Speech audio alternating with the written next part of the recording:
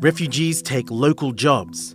It's something that's heard throughout Europe, but it's also heard in Turkey, the world's largest refugee hosting country.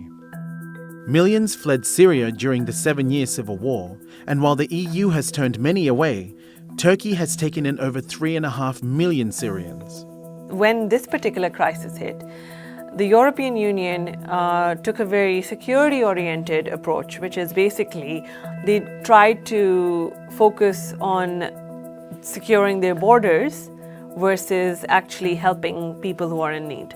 Turkey encouraged refugees to join the workforce in an effort to foster self-reliant communities rather than simply housing them in container camps. What they've tried to do is they've tried to integrate them into the larger Turkish society and labor force. And this benefits Syrian people in many ways. Experience shows that refugees who actually move beyond their refugee camps are actually more likely to find economic and social opportunities to better themselves.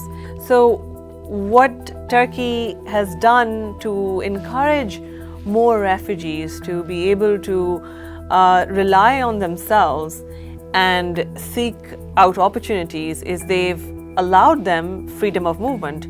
However, there have been growing concerns from Turkish natives about the impact of a Syrian influx on their economic well-being. They worry about lower wages, fewer job opportunities, as well as rising rental and food prices. In 2016, the Turkish government passed a law that allowed Turkish business owners to apply for work permits on behalf of their Syrian workers. That allows them to get benefits, to get legal protection, and basically integrate themselves into the labor force of Turkey. There are currently about 15,000 Syrians formally employed in Turkey.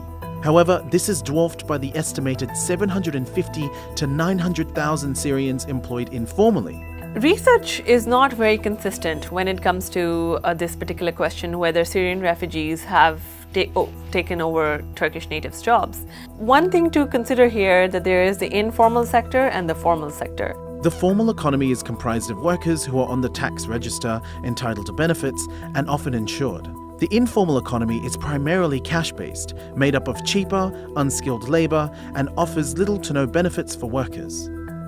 For regions in southeastern Turkey, which are now home to significant Syrian populations, the presence of Syrian networks, government-funded refugee camps, and available seasonal work, such as farming, has resulted in a thriving informal economy.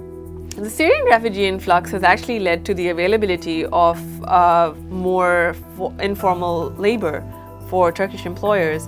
That has actually led to Turkish employers being able to collect more revenue, which has allowed them to expand into different industries and expand their operations, and that's even allowed them to offer more formal opportunities for Turkish natives.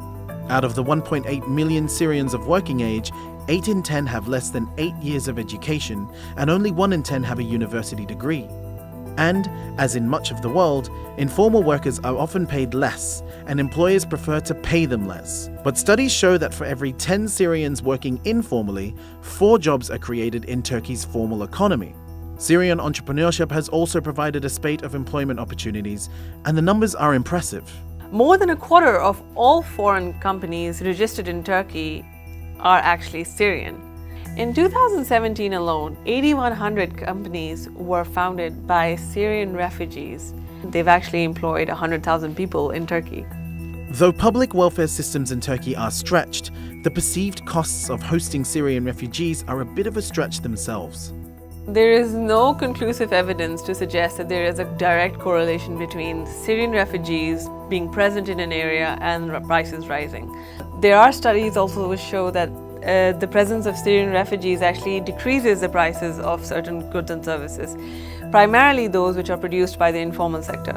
Despite the rhetoric, Syrians create demand for goods and services, their presence generates local jobs and industry, and they've become a valuable part of the Turkish labor market, paving the way for self-reliant communities and a more integrated society.